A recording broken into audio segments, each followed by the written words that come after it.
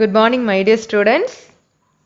Today we discuss Science 1, Unit 3 Changes Around Us. Students, changes takes place around us all the time. Every day we see so many changes. Children, look the pictures. What is common in all the above pairs? Look, the first picture. In the first picture, the seed becomes a plant. In the second picture, the grayish white iron nail changed into reddish color. That is the formation of rust. Third picture, milk changed into curd. Fourth picture, raw banana is changed into ripening banana. So what is common in all the above pairs? Change. Because initial material and the final material is different. Let us discuss physical and chemical changes. For example, ice melts on heating. When we heat the ice cubes, it immediately melts and it gives water. So, ice melts on heating. That is, it changes from a solid to liquid.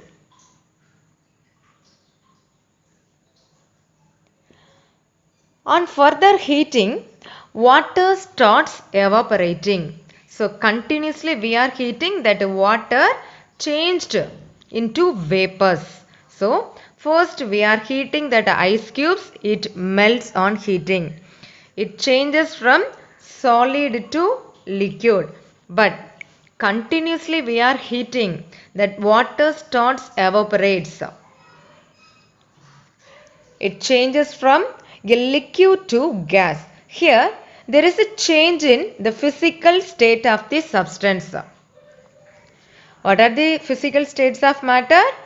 Solid, liquid and gas. So, in this physical state, physical change examples, that physical states only changing. That is, solid can be converted into liquid and the liquid can be converted into gas. So, what are the states of matter? Solid, liquid and gas. How we identify these physical changes? In a physical change, there is no formation of a new substance. So, here a new substance will not form in a physical change. Starting material and the ending material, it's the same thing. See, for example, here melting of ice. We know that ice cube is a solid form of water. When we melt that ice, it changed into water. Water is a liquid form. So that physical states only changing. We are heating continuously, that liquid means that liquid changed into gas, vapor. So that is a gaseous state.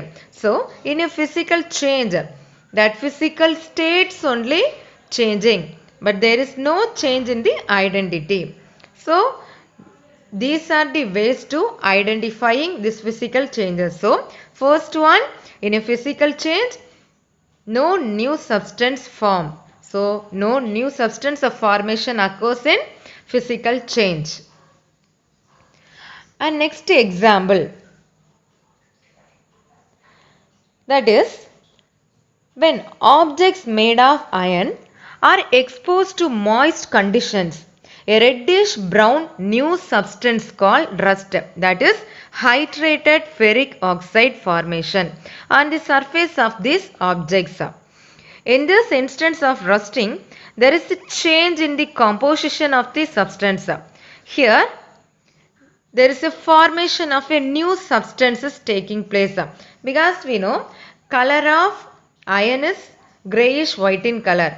But after rust formation, the color changed into reddish color. That red color, that is indicates the formation of hydrated ferric oxide. So here a new substance is formed. So a new substance's formation means that is a chemical change. So how we identify the chemical change? In a chemical change, a new substance will form. And the starting material and the ending material, they are totally different. And usually these chemical changes are irreversible in nature. That means cannot change back. Once the rust form means we cannot get the starting material, that iron again. So this is a chemical change. So chemical change is usually irreversible in nature. Let us go for another set of example. Heat a cup of water and burning a paper. The water upon heating become just hotter and hotter, and at some point will become water vapor. It remains water at all times. That is, water remains the same, only its volume changes, and hence it is called as physical change. So heating a cup of water is an example for a physical change, because that liquid changed into gaseous state. So here there is a change in the physical state only. No identity, no chemical identity change. So this is the example for a physical change. But burning a paper is the example for a chemical change, because after burning the paper we get the ash. So here ash is the new product. So new substance formed in this reaction. So in this reaction is the example for a chemical change. Once we get ash, we cannot get back the paper. So this is a irreversible reaction. So this burning of paper is the example for a chemical change. And another example, burning of wood. After burning wood, we get the product ash. So this is a chemical change, because we get the new substance, and it is an irreversible reaction. Once the product formed means we cannot get the original substance again. So that is the example for a chemical change. And next, physical change. Example, lemon getting sliced. We are taking a full lemon and we are cutting that lemon into small size slices. After we get the slices of lemon only. So here starting material is lemon, and after cutting we are getting slices of lemon only. So starting material and the final material is the same, lemon only. So here there is no new substances formed. So this is the example for a physical change. Then students, what are the differences between physical and chemical change? In a physical change, we know there is no new substance is formed, but in a chemical change, a new substance is formed. This is the major difference between physical change and chemical change. And most of the physical changes are reversible in nature, and chemical changes are irreversible in nature. These are the common differences between physical change and chemical change.